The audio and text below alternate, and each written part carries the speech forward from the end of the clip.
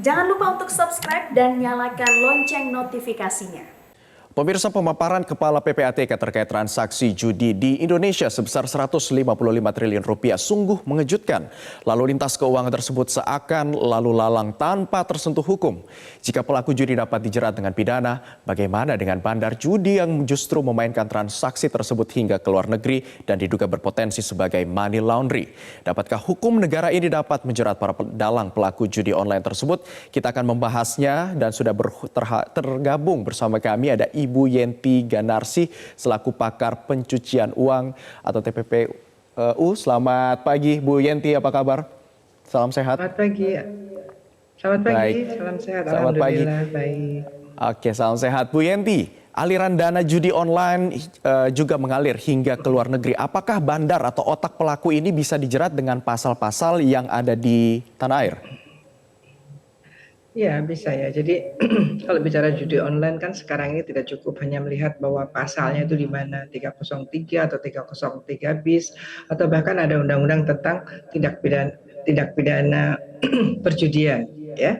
Tetapi juga ada IT juga, perjudian melalui IT.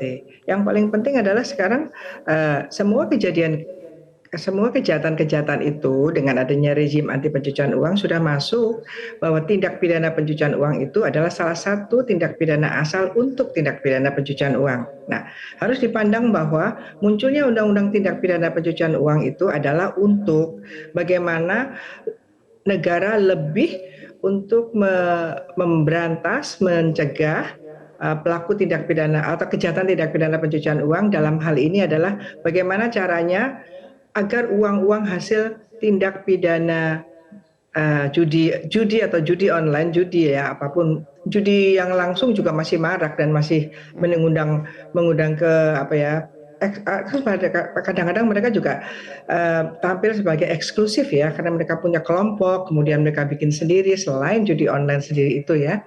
Nah itu bagaimana mereka itu dicegah dan dijeratkan dengan cara siapapun terutama bandarnya untuk kemana sih uang itu, di mana uang itu, maka uang itu dicegahnya dengan penerapan undang-undang pencucian uang. Apalagi sekarang jelas ya bahwa ini adalah datanya dari PPATK.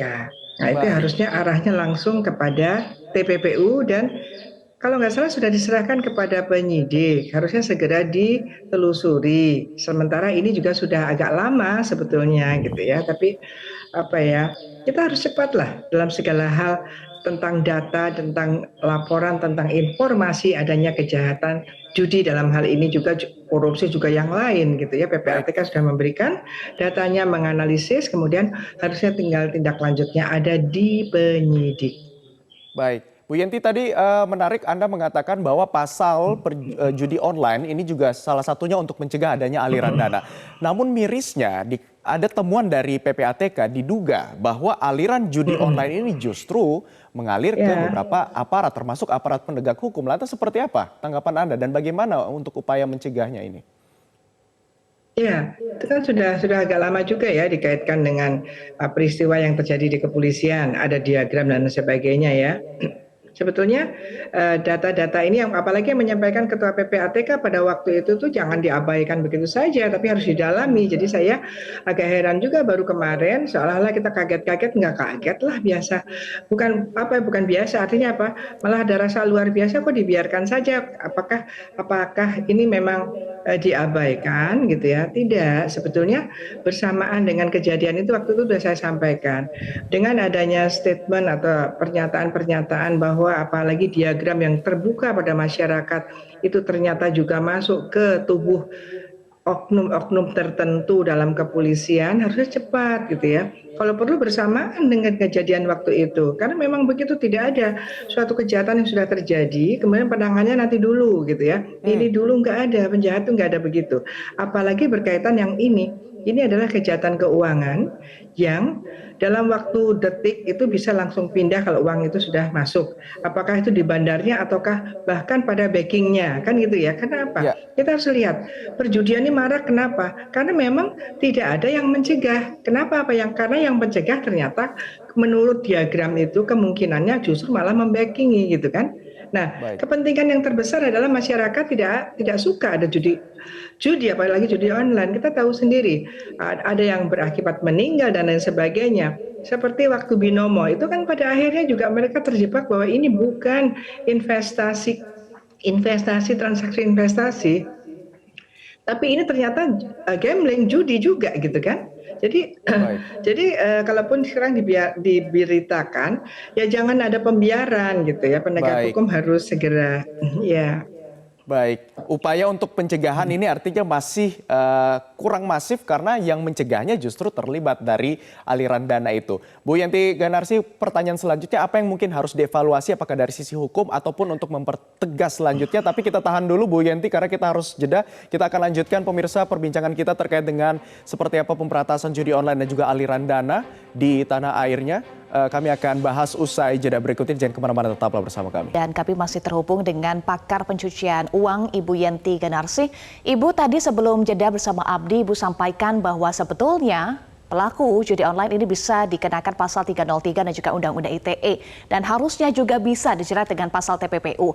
Jika pasal TPPU yang diterapkan ke pelaku judi online, bandar, bahkan backing judi online, apakah bisa lebih mudah memblokir rekening dan juga menutup transaksi tersebut? Jadi begini, TPPU itu tidak mungkin sendirian. TPPU itu adalah suatu alat yang menimbulkan suatu tindak pidana baru juga untuk menangani beberapa kejahatan, korupsi dan sebagainya termasuk judi. Nah, judi ini kan sudah masalah klasik ya kan. Tapi kalau TPPU harus dipandang sebagai masalah penegakannya yang menjadi modern, yang menjadi canggih, sophisticated action gitu ya. Jadi harus dipahami betul. Kalau hanya menggunakan undang-undang undang-undang judinya, yaitu apakah dari KUHP, apakah di luar KUHP, IT atau 3303, 303 bis, itu hanya paling-paling akan menangkap yang di situ, menangkap orangnya di penjara. Tapi kalau TPPU itu menjaga langsung setelah perjudian ini, uang-uang itu di mana, siapa saja yang menikmati, yang menang misalnya, kalau yang kalah hilang duit uangnya, hanya kena 330. Tetapi kalau 303, sorry. Tetapi kalau bandarnya, orang-orang yang diuntungkan, apakah itu ada backingnya, ada disetorkannya, itu langsung pendekatannya dengan TPPU. Kenapa? Karena ini adalah hasil dari kejahatan 303, kejahatan perjudian. Jadi TPPU itu harus ada kejahatan asalnya, core crime-nya, predicate offense-nya, after that. Kalau dia ada hasil uangnya, kemanapun itu adalah TPPU. Dan ketika ada sangkaan TPPU, langkah untuk menyita, langkah untuk memblokir itu jauh lebih mudah dibandingkan kejahatan lain, bahkan termasuk dibandingkan korupsi. Dengan undang-undang korupsi mesti ada izin pengadilan, tapi dengan undang-undang TPPU penyidik melalui paling tidak direktur Poldanya sudah bisa langsung ke bank, misalnya itu lewat bank, atau langsung minta ke ini sekarang PPATK memberikan yang langsung ke banknya, minta tolong diblokir, di freeze gitu ya. Atau kemudian kalau dia tahu melacak sampai di mana sudah jadi barang, nah ke sana. Nah sekarang kan yang paling penting adalah, ini menurut saya ya, ini kan judi online katanya satu hari bisa 3 miliar dan kemudian itu lari ke luar negeri ya, ke luar negeri atau diterima. Ini adalah suatu proses TPPU agar orang yang menerima hasil perjudian itu tidak nampak bahwa dia itu sebagai bandar atau dia itu sebagai orang yang berhubungan lah dengan pelaku itu sehingga dia mendapat komisi gitu ya. Maka sama mereka termasuk bandari bawa dulu ke luar negeri ya. Habis ke luar negeri mungkin dia juga untuk judi lagi atau untuk investasi apa, nanti dimasukkan lagi ke Indonesia. Mungkin juga untuk pendanaan kejahatan yang lain lagi.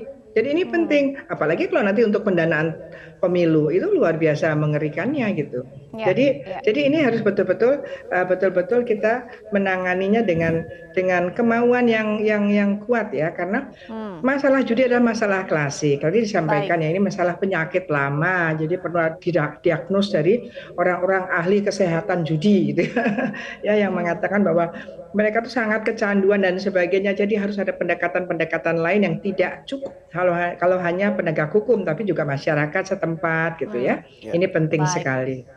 Iya, apakah selama ini TPPU sudah diterapkan untuk pelaku bandar bahkan backing judi, Bu Yanti?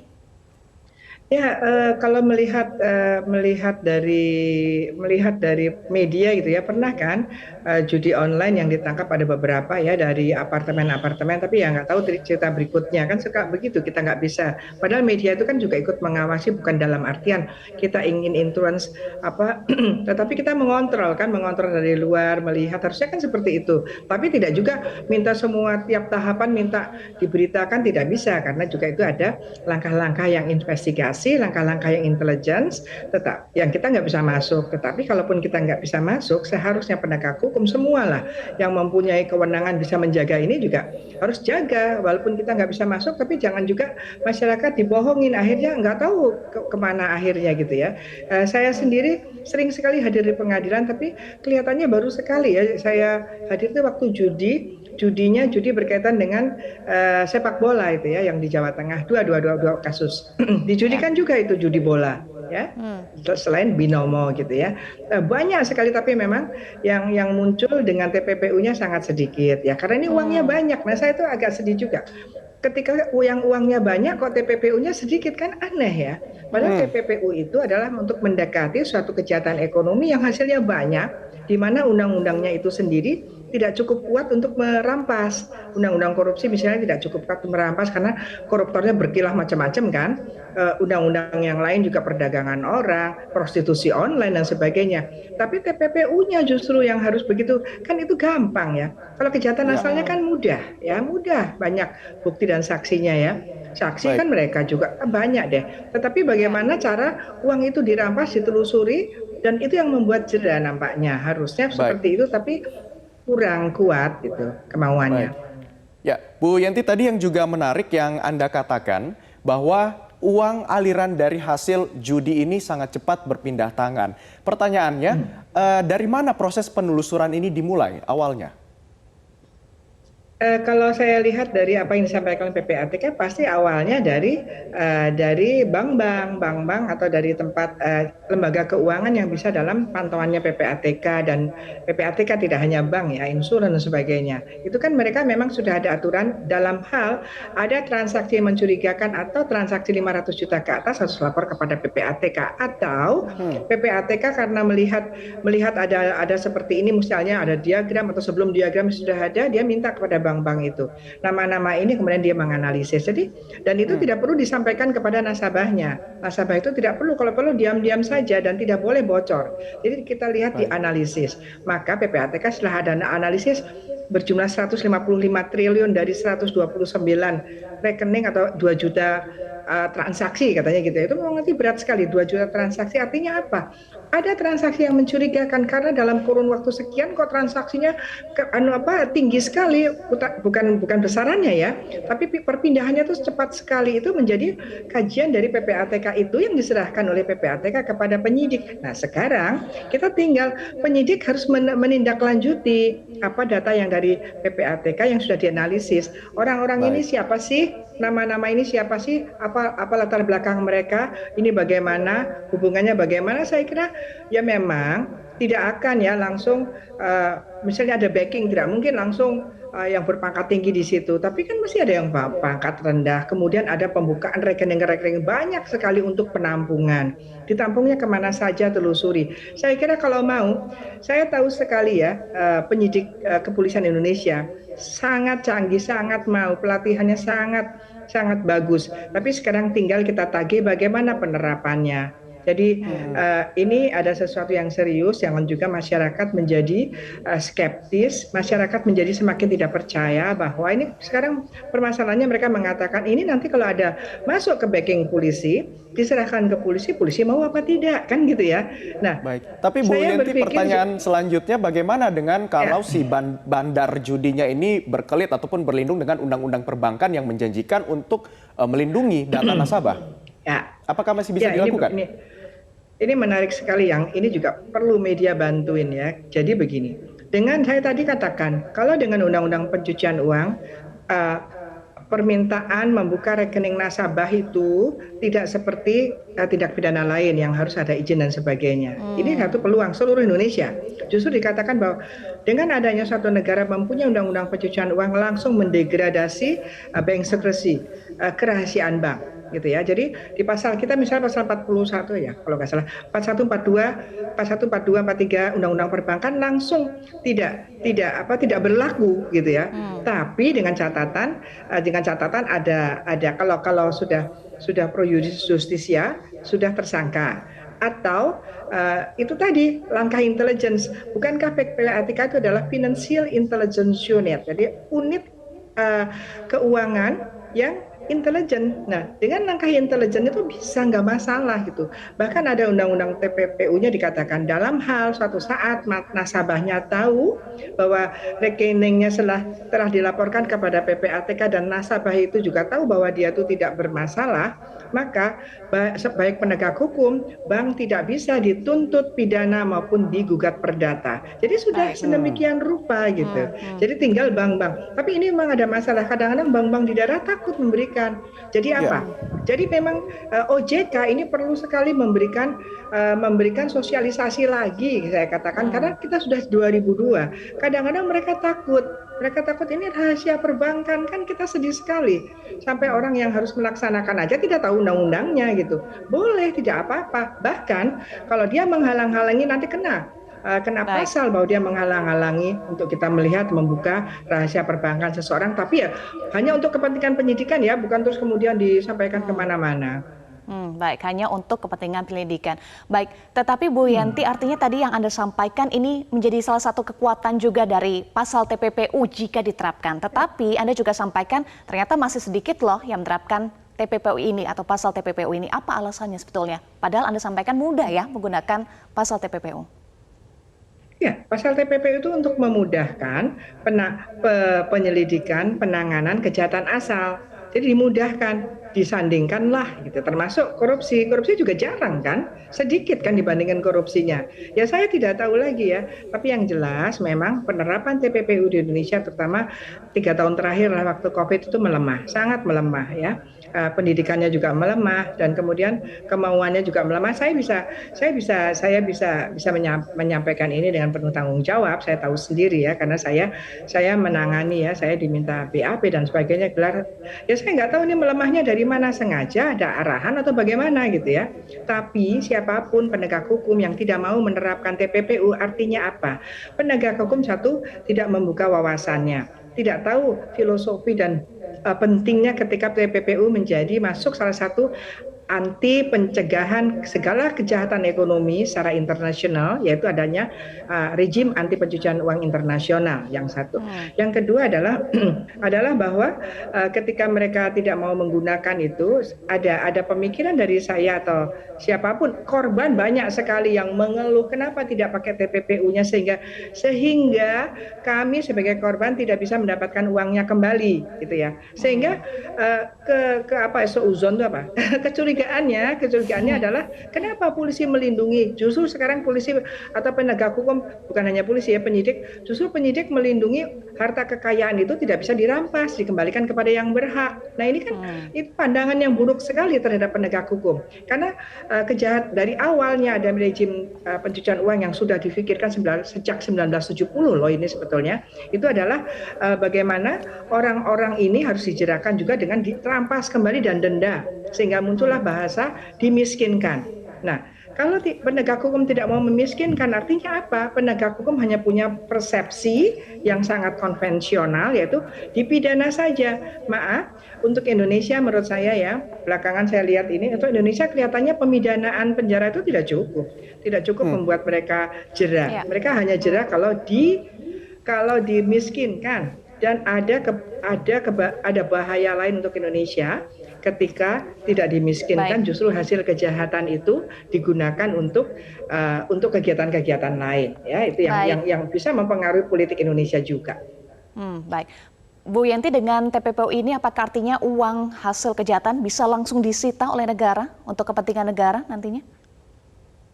Ya, jadi begini, TPPU kalau namanya penyitaan kan lewat TPPU bisa lewat tindak pidana asalnya juga bisa, tapi lebih mudah saya katakan tadi jalan tolnya itu pakai TPPU dalam hal penyitaan diawali dengan penyidikan. ya, penyidikan, kemudian di dalam penuntutan, bahkan dikatakan dalam undang-undang dalam hal sudah masuk ke pengadilan, kemudian ada yang belum disita, maka hakim boleh memerintahkan untuk disita. Jadi penyitaan itu menjadi hal yang sangat urgent dalam undang-undang TPPU.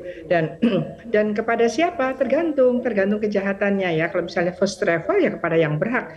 Memang undang-undang dikatakan dikembalikan kepada yang berhak, disita dan nanti dirampas oleh putusan pengadilan dan nanti dikembalikan kepada yang berhak. Kalau yang berhak memang negara ya ke negara. Misalnya perjudian kan jelas tidak mungkin dikembalikan kepada pelaku perjudiannya ya. Tapi kalau misalnya kejahatan lain ya tergantung, korupsi pasti kepada negara gitu. Baik, ya Bu Yenti terakhir, ini kan kalau kita lihat memerangi judi, tidak hanya judi online ya, tapi juga semua aksi judi begitu. Ini akan seperti apa? Kalau kita lihat kan tadi harus ada koordinasi lintas sektor, lintas kelembagaan. Ini akan seperti apa pengawasannya? Ya, pengawasan kan udah ada ya. Saya kira kan judi online terutama ya, itu kan menggunakan media cyber. Nah, ini kita juga punya patroli cyber, punya Kominfo. Ya memang ada kesulitan di sana. Jadi ketika sudah ditutup satu, dalam waktu beberapa menit kita sudah pernah mencoba langsung buka lagi. Ya gini, ya memang seperti itulah kejahatan. Kejahatan itu selalu modusnya lebih cepat daripada kita mengaturnya. Ya itu harus diantisipasi. Sudah sangat canggih, kita tinggal kemauannya, tinggal fokus pendanaan anggarannya mau nggak ke sana gitu ya. Saya kadang-kadang bingung untuk anggaran tidak ada, begitu dikorupsi kok banyak sekali gitu kan. Nah, jadi selain itu juga penegak hukumnya itu juga harus betul-betul memahami penegak hukum itu tidak hanya penyidik ya. Ada beberapa kegagalan, justru kegagalannya di pengadilan ya. Bahwa menurut saya itu sudah sangat jelas ini aliran pencucian uang, ternyata yang diputuskan hanya kejahatan asalnya. Nah, jaksa juga. Jadi semuanya harus paham perbankannya, OJK-nya. Jadi semuanya harus banyak yang tidak, saya katakan semua kejahatan termasuk masalah hukum tidak mungkin hanya diberikan kepada tugas penegak hukum untuk penegakan atau penyelesaian perkara ini. Harus semuanya harus terlibat ya, termasuk media ya. Baik, semuanya harus terlibat dan ada willingness untuk menerapkan pasal TPPU ya. Terima kasih pakar pencucian uang Ibu Yenti Ganarsi sudah bergabung bersama kami. Salam sehat selalu. Salam sehat Bu Yenti.